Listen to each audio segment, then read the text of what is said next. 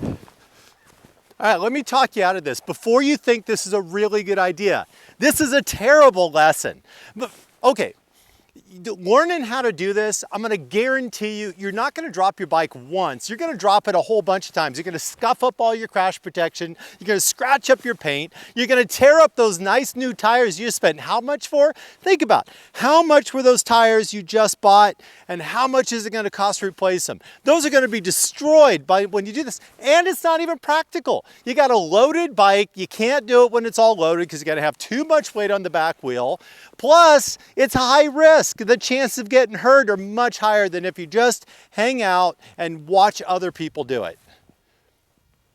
But if I haven't talked you out of it yet, you might as well stick around. Let me teach you how to do something stupid.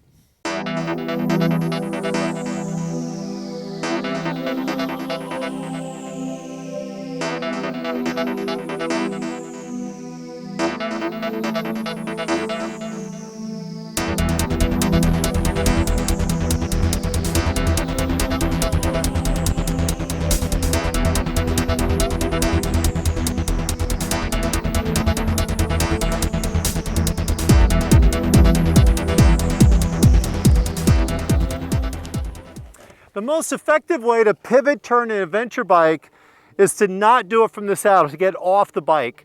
This way you can get more lean on that motorcycle by putting it into your hip and by bracing with that outside leg. This also allows you to get a little bit of push on that back wheel to get the bike to spin out. On a dirt bike or a lightweight bike where this would normally be done, you would have your leg all the way up by this front axle when you stop. But with the adventure bikes, you can't really do that because of crash guards, motors, weight, all these other factors. So having that bike where you can get it down and put it into your hip, so it's just resting, you're not actually holding it with your hands, but you just tuck it into your hip here, is a much more effective way to do this. Pro tip, where you look makes a difference. Just like everything else you do when you ride, you go where you look. Don't be looking down at the ground. Don't look at your controls. You want to be looking over your shoulder. Not only does that give you visual direction, but by looking over your shoulder, it forces you to rotate your body so that you create space between you and the handlebars so you have better control of the motorcycle. It also positions your body so as the bike pivots, it turns into your position rather than you chasing it.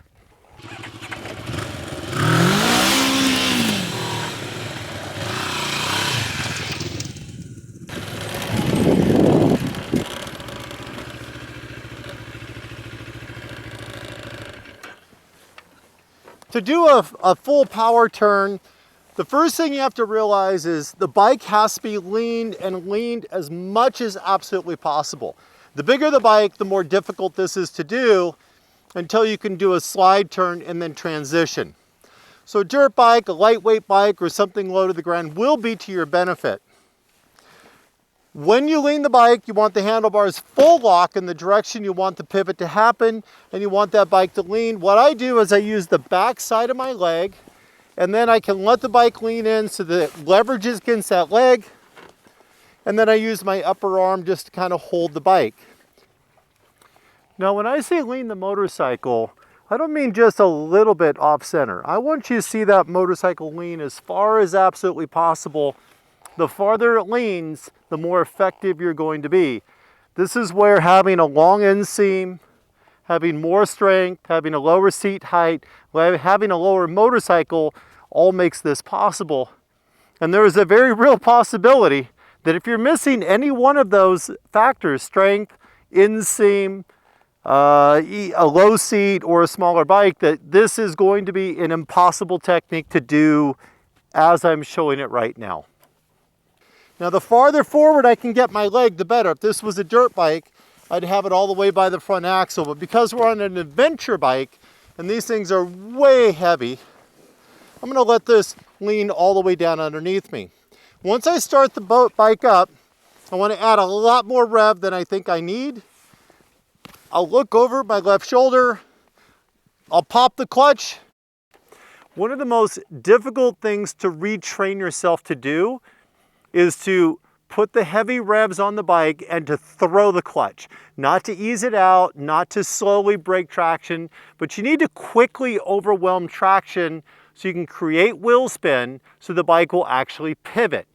This is very difficult for experienced and for trained riders to do because you've spent, in some cases, decades teaching yourself to be gentle with power output.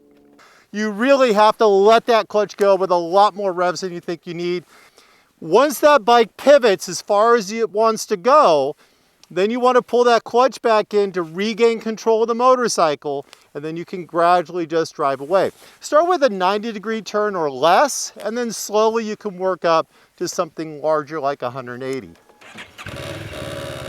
So I'm 2 fingers on the clutch, bike is leaning underneath me, I look over the shoulder, and then once that bike pivots, then I pull the clutch in and I regain control. So I ride off in a controlled position.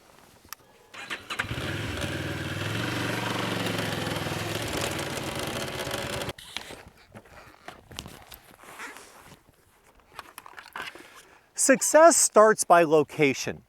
This is not ideal in the fact that this is actually very high traction. And what you're looking for is places where it's very easy to break traction. Examples would be if you were in gravel. If this was a gravel pit or a gravel driveway, it'd be almost ideal for learning this skill set. Wet grass, muddy areas, these are all places that are going to increase your success so that when you get to a more challenging environment or a more challenging surface like what I'm on today, you're much more likely to be consistent and to be successful.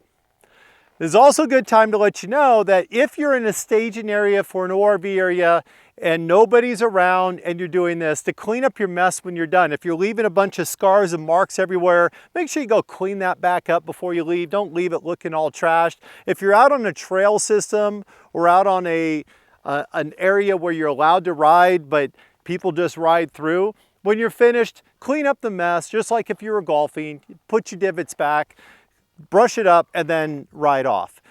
We don't lose access to riding areas because we ride there. We lose access because we don't respect them and because we abuse that use. Tire selection can make a big difference in success or failure when you're learning to do a power slide, especially from a dead stop like I've been demonstrating. Ideally, what you want is a front tire that's going to hook up as much as possible. That's going to be an aggressive knobby of some sort. On the rear, you want to have a tire that's as street bias as possible. Alternatively, if you have a bald adventure tire or something in the middle, then that would probably do a pretty good job as well. Now keep in mind that generally they're bald in the center, but they still have knobs on the side and you're leaning the bike over. So just because it's bald in the center doesn't mean it's going to be a good choice. You really need to have that tire worn down all the way around. This tire is the Pirelli STR, and in these conditions, this tire hooks up really well, making it much more challenging for me to demonstrate this today than if I had chose a different location or if I was running with pure street tires. I didn't choose the MotoMorini X-Cape because it was the ideal motorcycle for doing this lesson. I did it because it showed certain challenges. The MotoMorini's considered anything but lightweight, and at 60 horsepower, it's not considered a powerhouse. And the Pirelli STRs that come on it have fantastic traction, which is not an advantage to me today.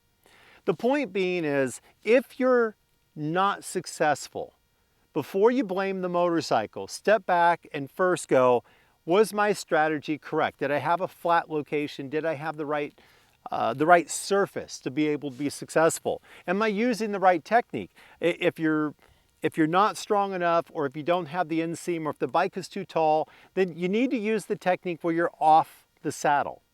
And for me, that varies based on the motorcycle I have. My Tenere 700, I can easily do this sitting. But on my 1200GS, I'm always off the bike. So choose the technique that works best for that motorcycle, for you as a rider, and for the location you're in. I appreciate you watching the channel. Please make sure you hit subscribe, leave a comment below, make sure you hit like. Also, hit the bell so you don't miss any new videos that are coming out. If you'd like to help contribute and keep this channel sponsor free so that the content isn't influenced, you can do that by joining Patreon and supporting the channel through Patreon, or by just leaving a thank you through YouTube. Thanks for watching. I'll see you next time.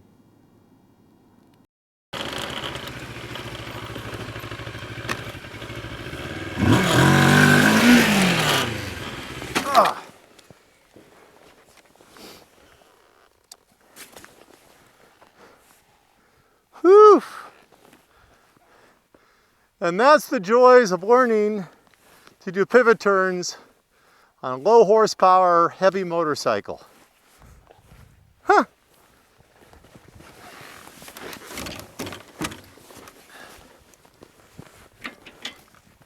If you go out in a Forest Service or some other access area, you're going to end up having to clean up your mess. It's not like you've gone and done one fuck. Okay, I don't like that one.